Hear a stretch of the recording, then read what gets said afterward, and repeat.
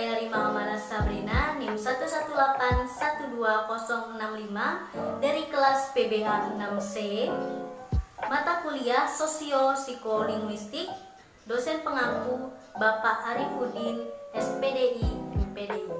Teman-teman, hari ini saya akan menjelaskan materi tentang kelas sosial, ragam bahasa, dan peran lagu. Di sini saya tidak sendiri karena ada teman saya yang bernama Khairia yang akan melanjutkan penjelasan materi dari saya. Nah, langsung saja kita masuk ke pengertian kelas sosial. Apa itu kelas sosial? Kelas sosial adalah perbedaan stratifikasi antara individu maupun kelompok dalam kehidupan masyarakat. Nah, dalam kelas sosial terdapat variasi bahasa yang biasa disebut dengan ragam bahasa. Ragam bahasa terjadi karena luasnya wilayah dan berbagai macam penutur bahasa tersebut. Ragam bahasa yang terkait dengan kelas sosial disebut sosialek. Sosialek terjadi pada kelompok sosial tertentu, seperti kelompok masyarakat menurut kelas sosial, usia, dan pekerjaan. Contohnya perbedaan bahasa antara kelas atas dan kelas bawah, perbedaan bahasa antara remaja dan orang tua, serta perbedaan bahasa antara dokter dan pengacara. Selanjutnya kita masuk ke peran Labov.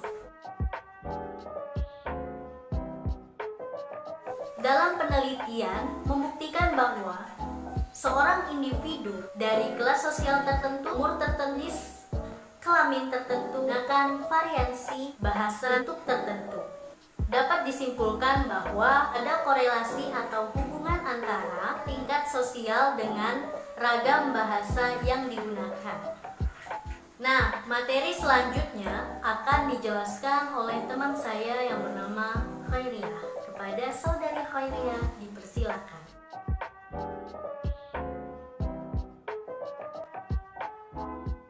Baiklah, saya akan melanjutkan pembahasan dari rekan saya, Rima Sabrina. Saya di sini atas nama Khairia.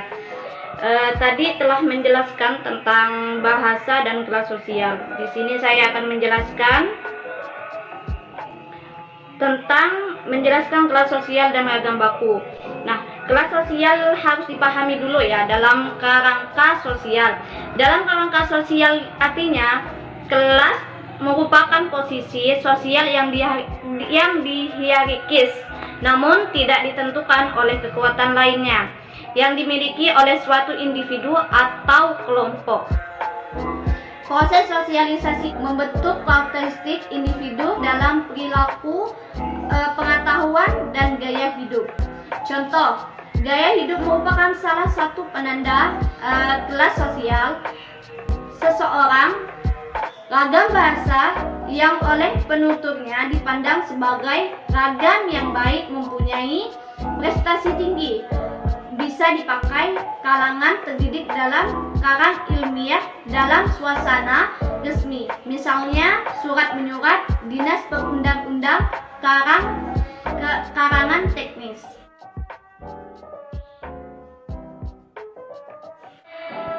Teori Bernstein berfokus pada kode yang terbatas pada kode yang terelaborasi pada terbatas memiliki suatu jarak pilihan yang lebih sempit dan lebih mudah untuk memprediksi pada bentuk yang akan diambil. Kode ini tidak memungkinkan pembicaraan untuk memperluas mengelaborasi pada yang dimaksudkan. Bernstein, seseorang profesor dalam ilmu sosiologi pendidikan di Universitas London, mengemukakan teori yang sangat banyak menarik perhatian para ahli pendidikan dan ahli linguistik. Ia mengemukakan anggapan dasar ada dua ragam bahasa penutur yang disebut kode terperinci atau kode terurai. Menurut Bernstein, kode terperinci itu cenderung digunakan dalam situasi formal atau dalam diskusi akademik.